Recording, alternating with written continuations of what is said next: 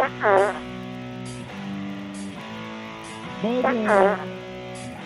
tell your children not to walk my way. Tell your children not to hear my words, what they mean, what they say. Mother, Mother, can you keep them in the dark for life? Can you hide them from a waiting world? Oh, Mother! Everybody stop! What the fuck? Father! Gonna take your daughter out tonight. I really sound fucking retarded. Show up my world.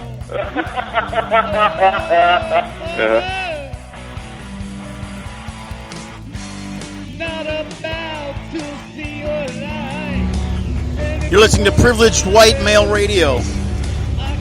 As always, I am your extremely privileged, extremely white, well, not as white as I used to be. Memorial Day weekend gave me a little bit of color. Yeah, you know, I hope you understand the sarcastic irony behind the title of this show, Privileged White Male Radio. It's rodgraphing@gmail.com. That is my name. That is my email address. That's how you can get a hold of me. I really sound fucking retarded. Yes, I do. Do you wanna bang heads with me? Do you want to bang head with Do you me? wanna feel everything? All right.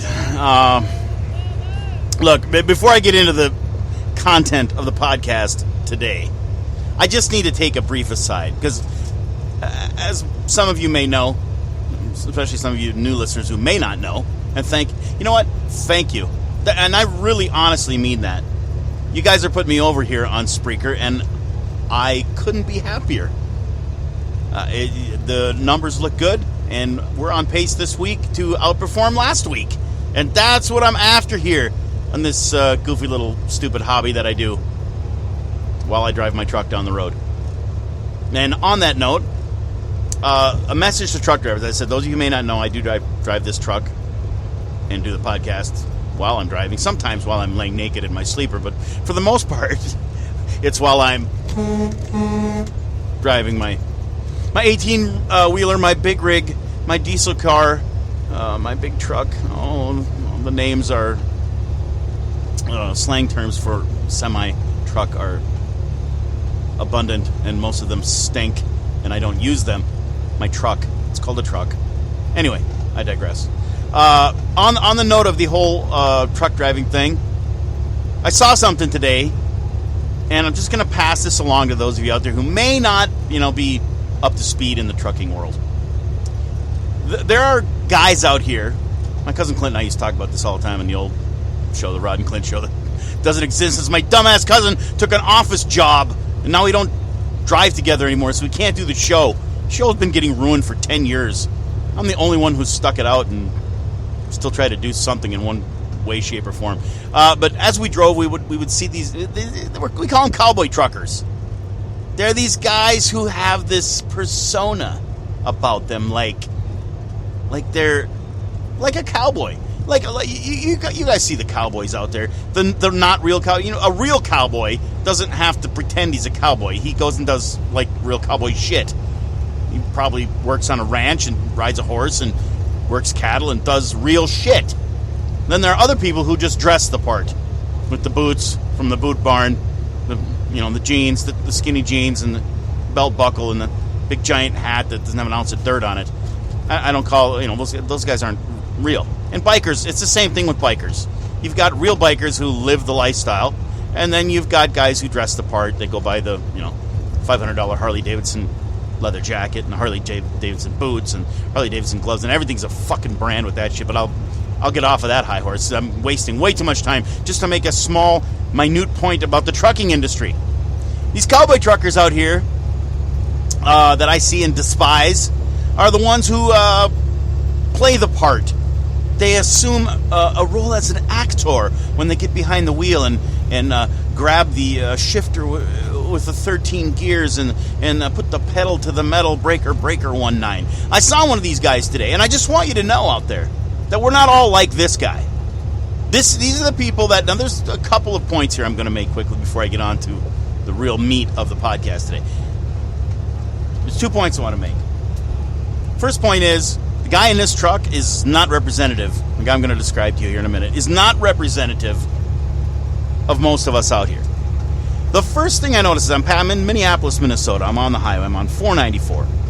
I'm passing a truck. We're in pretty tight noon-hour traffic. And as I come up on the back of the truck, guys put stuff on the backs of their trucks, sayings and this. And I've put things back there before. Yes, I have. On trucks that I've owned. This particular guy has a great big giant pink ribbon, which we all know represents breast cancer. And the words, "Save the Tatas," in giant letters on the back of his big red truck loaded with chrome. Now, on that note, this is the first, but this really has nothing to do with trucking. But you guys out there who get all over this "Save the Tatas" shit because you think it's going to garner you a look at some breasts, you make me sick. You really do. You shouldn't even be a part of the male gender. Number one, a man doesn't have to put shit like that on a wrist, on a t-shirt, or for fuck's sake on the back of your goddamn semi, just to let the ladies know, "I'd like to see your boobies." Boobies? Be a man. We've lost it as men. God, I'm getting off on a tangent now. You can hear it in my voice. God, do you know what it means to be a man? Real men don't have to do that shit. You just don't. Number one, it's beneath you. Now, I get it. Maybe your wife had, or your girlfriend, your mom, or your sister, God knows who, maybe had breast cancer, and that's why it's back there. There may be a logical explanation for it, right? That's, for the most part, you can always kind of rationalize it. I'll take a glance, go, really? Okay. And it won't bother me too much until I get beside the guy's truck. See, then it's all confirmed to me that he's a cowboy trucker. I haven't even seen his face yet. I know he's a wannabe cowboy, king shit. Oh, yeah. Oh, I drove more miles backwards than you have forward, fucking A. Yeah. One of these guys. How do I know? What's on the little window on his sleeper in the back? Yeah, if you don't know, most trucks have sleepers. Place you can go in the back. It's like a little camper back there. Bed. Some of us have TVs, refrigerators, microwaves.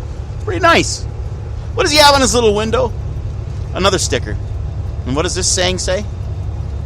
No-tell motel. Yeah, that's right. This here's a no-tell motel, ladies.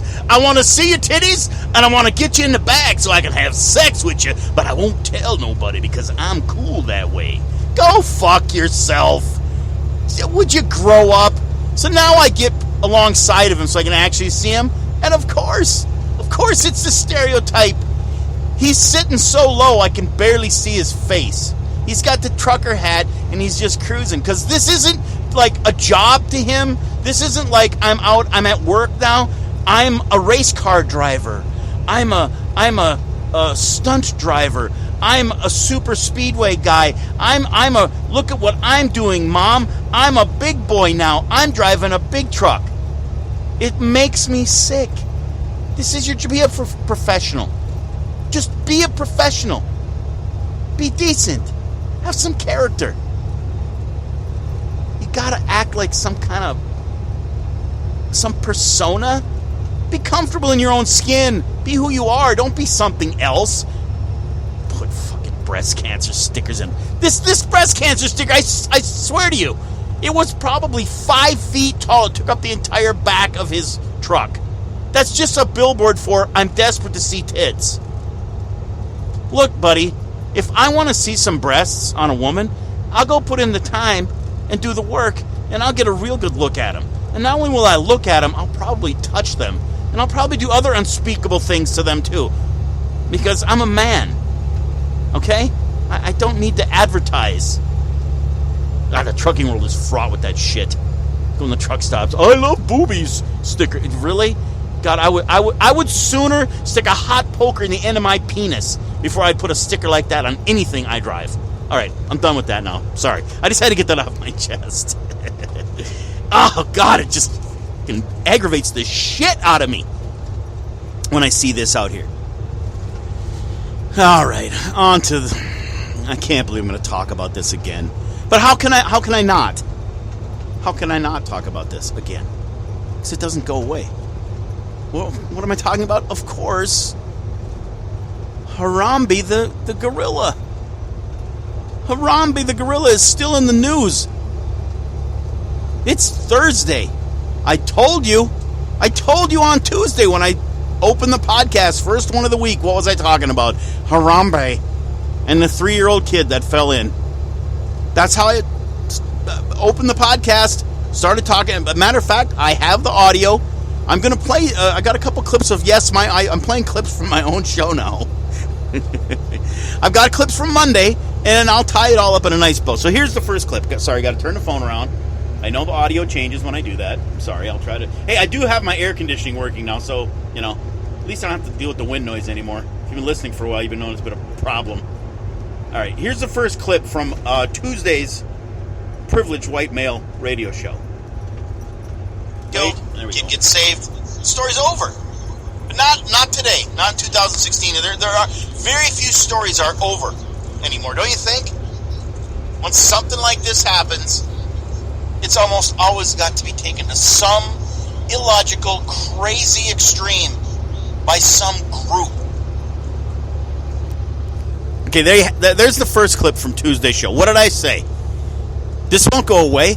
This is going to be here for a long time because people are going to make more out of it than it is. And the part I missed in the beginning, because I still had the volume down from my stupid theme music, was the part where I talked about how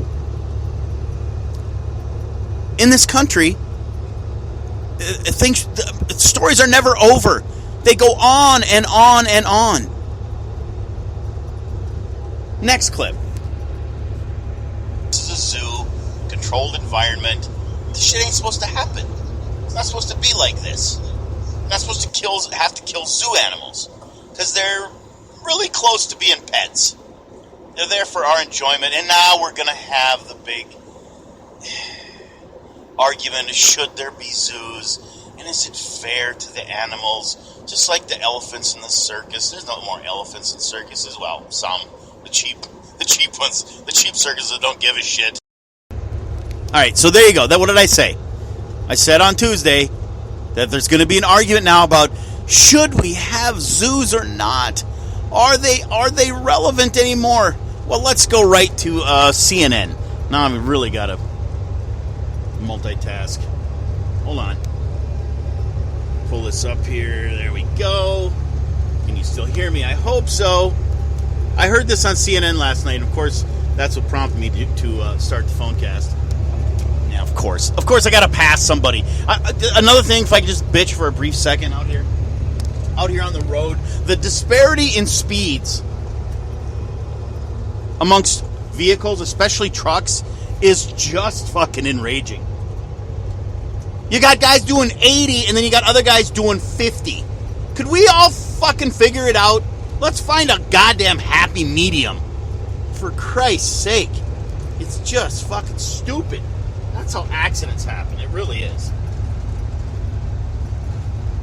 Alright, you know what? This guy won't let me in, so fine. Fuck you. You're ruining my podcast, you dickbag. You got one fucking forklift on the back of that stupid trailer, and you can't even do 60 miles an hour? You're a douchebag. Here it is, from CNN.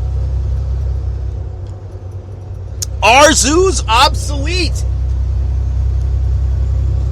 The judgment and criticism built quickly after a 3-year-old got into the enclosure of a 450-pound gorilla at the Cincinnati Zoo.